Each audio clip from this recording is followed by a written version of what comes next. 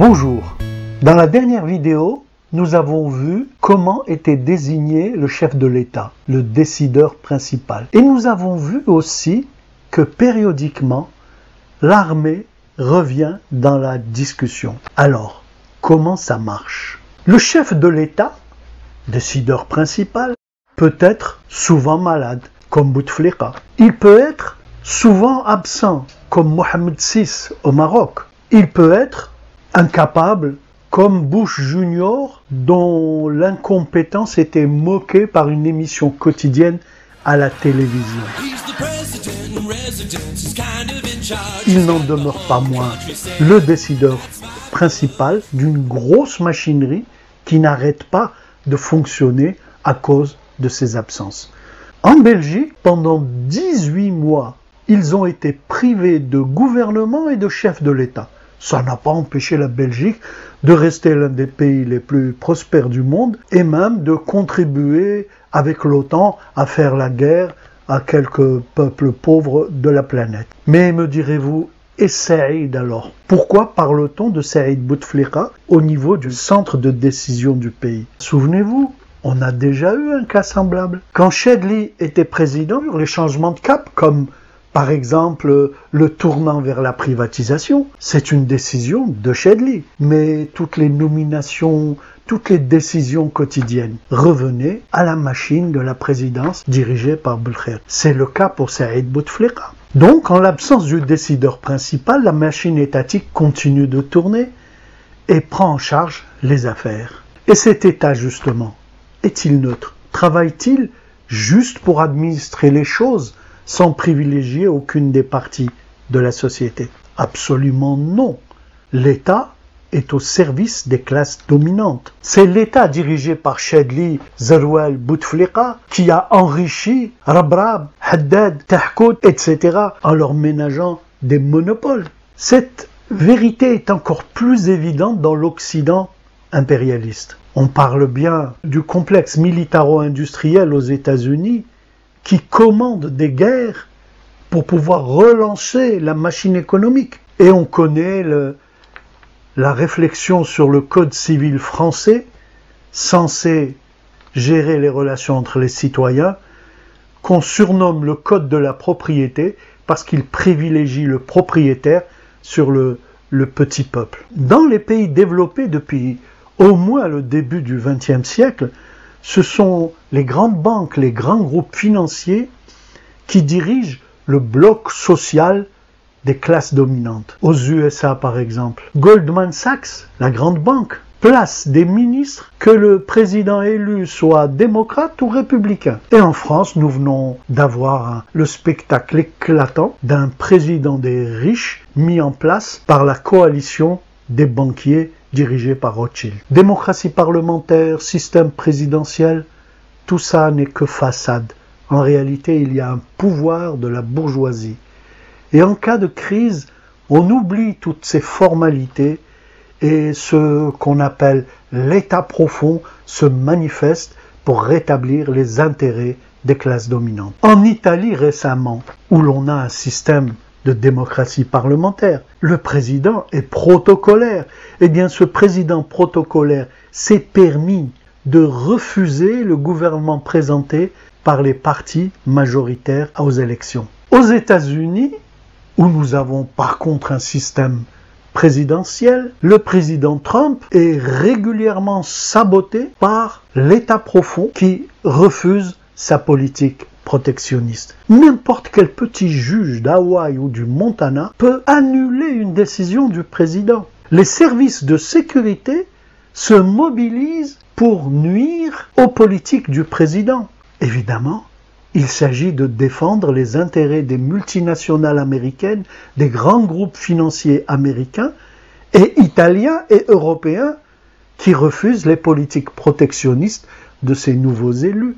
Où est la démocratie? En Algérie et dans les pays du tiers-monde, dans les pays peu développés, la bourgeoisie est faible. Donc la bourgeoisie ne peut pas diriger la coalition au pouvoir.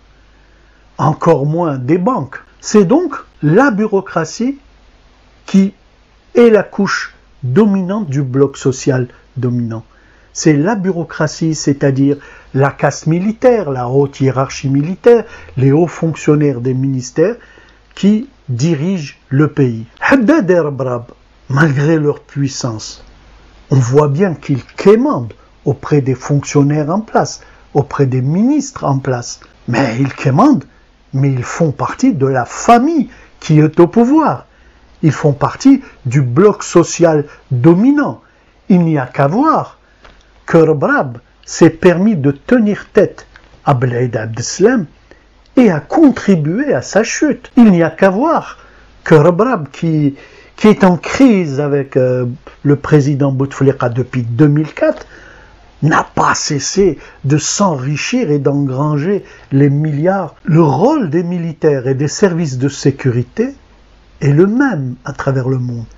Ils interviennent en cas de crise, comme dernier recours, lorsque le processus institutionnel est grippé, qui ne correspond plus aux intérêts des classes dominantes. Nous avons pu voir ça chez nous en 92, quand l'armée a pris le pouvoir devant le raz-de-marée islamiste. Nous avons vu ça en France.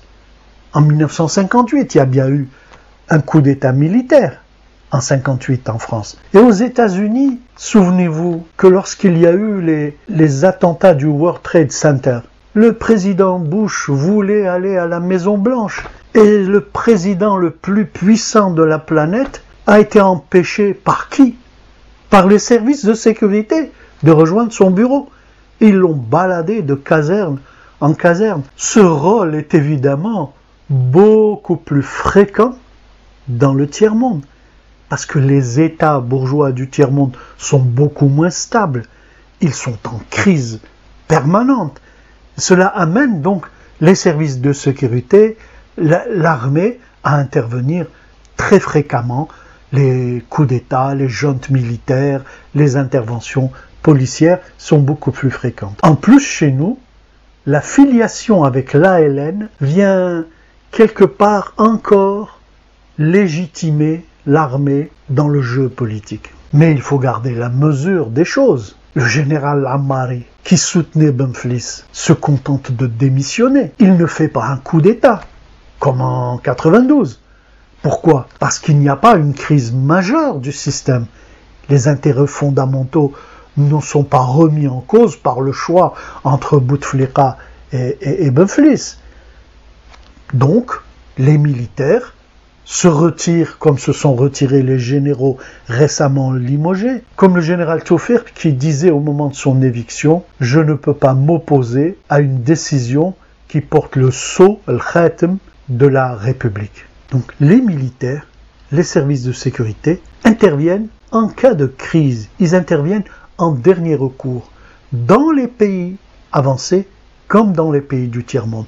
Ce qui change, ce qui fait la spécificité de notre pays et la fréquence de cette présence des militaires, c'est la situation de crise d'un État bourgeois qui n'est pas encore totalement stabilisé. Mais au-delà des luttes personnelles, des ambitions personnelles, les affrontements entre les acteurs politiques, militaires ou civils, révèlent des divergences politiques. Et plus que cela, révèlent la lutte des classes qu'il y a dans la société. Quand Boumediene et Ben Bella sont en divergence, c'est sur la conduite à tenir face au mouvement de masse autogestionnaire spontané qui a libéré les terres, libéré les usines. De la crise de l'été 74 à la crise de succession de 1979, il y a des divergences entre ceux qui s'affrontent. Divergences entre le bloc de Bouteflika plus proche des affairistes et le bloc de Yahyaoui Boumediene plus proche d'une gestion populiste pour continuer l'effort d'industrialisation. Durant le premier mandat de Bouteflika, de 1999 à 2004, il y a eu un affrontement très dur qui s'est achevé avec les élections présidentielles de 2004. De quoi s'agissait-il? De divergences personnelles, de rivalité de personnes? Non. il s'agissait de positionnements différenciés et contradictoires sur la loi sur les hydrocarbures, sur les privatisations massives, sur le processus de néocolonisation accélérée que Bouteflika voulait mettre en œuvre. Et ces luttes-là étaient accompagnées de grandes luttes sociales sur le terrain, que ce soit la révolte populaire de Kabylie en 2001, que ce soit des émeutes qui ont eu lieu dans nombre de wilayas, que ce soit la grève générale du secteur finance, la grève générale des pétroliers, la grève nationale de 2003. Il s'agissait de lutte de classe, de lutte sociale, autour d'objectifs qui allaient changer les conditions de vie des classes populaires. Bien sûr, sur des sujets aussi complexes, je n'avais pas l'ambition d'achever la discussion en quelques vidéos. Mais déjà, nous avons un peu progressé dans la discussion. Nous pouvons dire d'abord, point 1, nous avons vu que quel que soit l'état de santé ou la présence du décideur principal, du chef de l'État, du président, la machine étatique continue de tourner et sa vocation est de travailler pour les intérêts des classes dominantes. En point 2, nous avons vu que dans les pays développés, ce sont les grandes banques, les groupes financiers qui dirigent l'État. En point 3, nous avons vu que dans les pays dépendants, les pays du tiers-monde, la bourgeoisie est trop faible pour diriger. C'est donc la bureaucratie, la caste militaire, les chefs de l'armée et surtout les hauts fonctionnaires des ministères qui dirigent le bloc social dominant, qui dirige l'alliance de classe qui est au sommet de la société. En point 4, nous avons vu que ce soit dans les pays riches ou les pays pauvres, quand il y a crise, tout le vernis démocratique saute. Quand il y a crise, les institutions de démocratie parlementaire ou présidentielle ou autres sont mises de côté et ce qu'on appelle l'État profond intervient. Bien sûr, il intervient beaucoup moins souvent dans les pays riches et stables que dans les pays du tiers-monde qui sont quelque part en crise permanente. Il y a aussi une leçon qui apparaît pour nous, pour le camp des travailleurs et des masses populaires, c'est que ce champ politique démocratique restreint dans les pays du tiers-monde, plus vaste apparemment dans les pays riches et stables, ce champ démocratique, nous devons l'investir pour construire politiquement notre camp, pour rassembler nos forces, les structurer dans la société. Mais la confrontation y est déloyale, dans les pays riches, comme chez nous, puisque la presse appartient aux milliardaires et les institutions sont entre les mains des plus riches de la société. Pourtant, il va falloir mener cette bataille pour se construire.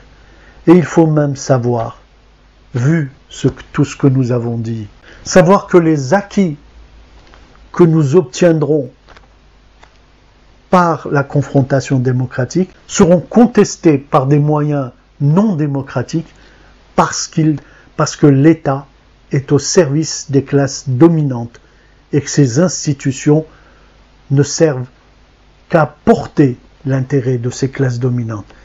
Eh bien, nous relèverons le défi. Eh bien voilà, avant de nous quitter, on pourrait, par exemple, utiliser toutes nos réflexions sur ces 3 vidéos pour essayer de comprendre la dynamique des élections de 2019, pour essayer de comprendre pourquoi cette campagne pour un 5e mandat proposé à un président visiblement malade. Il faudra bien en reparler puisque c'est l'actualité. Je vous remercie pour votre attention. Restez à l'écoute, abonnez-vous, commentez, partagez, parce que ça ne fait que commencer.